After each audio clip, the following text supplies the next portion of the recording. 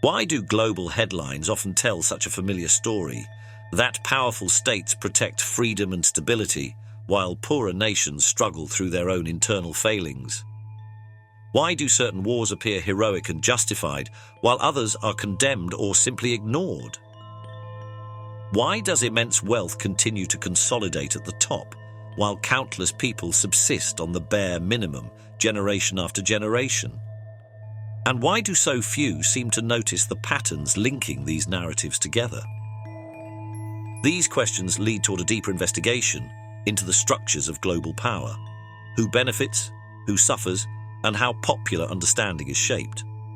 By examining American hegemony and the intricate web of necessary illusions woven into public discourse, it becomes possible to explain why certain beliefs persist, how policies are sustained, and what it might take to see the world as it truly is.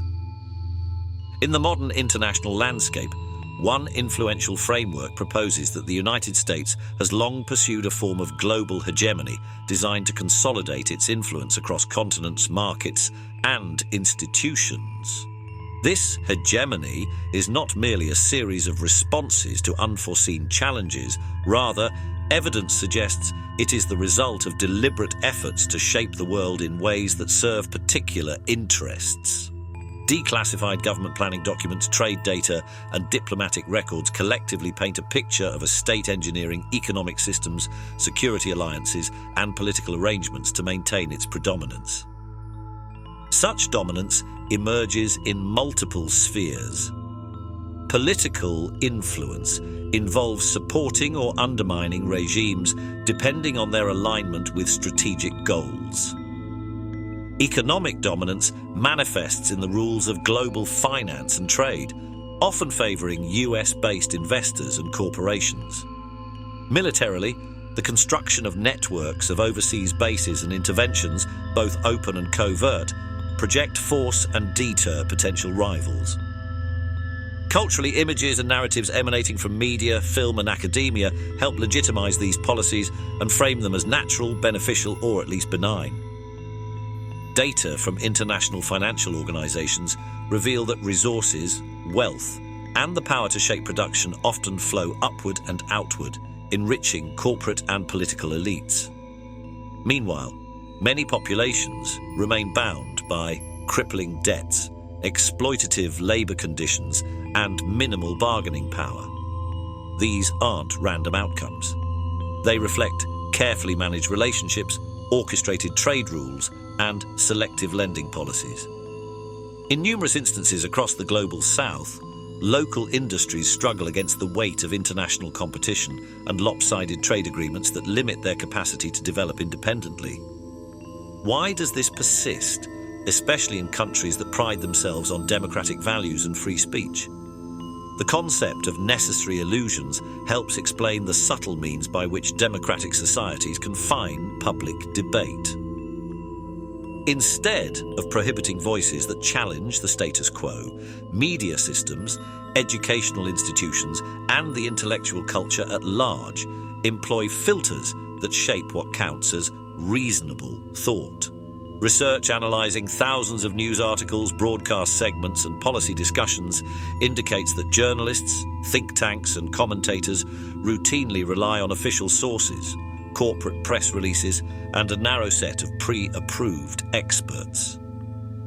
As a result, information that questions the foundational premises of foreign interventions, economic disparities, or structural injustices receives limited exposure or is framed as eccentric and unreliable. Consider the coverage of conflict. Studies have found that human rights abuses committed by regimes allied with powerful states are often downplayed or contextualized in ways that lessen their impact. Similar acts committed by adversarial states receive emphatic condemnation and extensive coverage. Over time, patterns like these create a mental map where our side generally acts with noble intentions, while opposition forces represent chaos or evil. Such impressions encourage citizens to accept militarized foreign policies, staggering defense budgets, and unequal trade arrangements as regrettable but necessary truths. The pattern repeats in economic reporting, where trade agreements that damage local industries in weaker nations appear as the natural order of global markets, rarely as the result of orchestrated political decisions that could have been made differently. None of this requires overt censorship. Instead, it relies on gatekeeping and framing, highlighting some facts and omitting others, using moral language to describe favoured policies, and dispassionate or dismissive tones to describe alternatives. Historical case studies show that even major revelations, such as evidence of covert operations, rigged elections abroad, or suppressed social movements, struggle to enter mainstream discourse. Without sustained media attention and institutional support, these revelations fade into obscurity, failing to alter the broader picture that sustains hegemony. Still, the narrative is not entirely static. Social movements, investigative journalists, and critical scholars sometimes break through established filters. Past efforts have made once marginalized issues central to public debate. Consider the gradual shift in how climate change is discussed. Decades ago, it resided on the fringes of scientific reporting, easily overshadowed by more pressing media-driven concerns. Persistent activism and data accumulation, ice core samples, global temperature records, footage of melting glaciers, forced the topic into public consciousness. Today, it is harder for even the most powerful interests to bury this issue under favourable illusions. Similar shifts can occur elsewhere, provided that well-substantiated evidence, moral clarity, and organised public pressure challenge the prevailing storyline.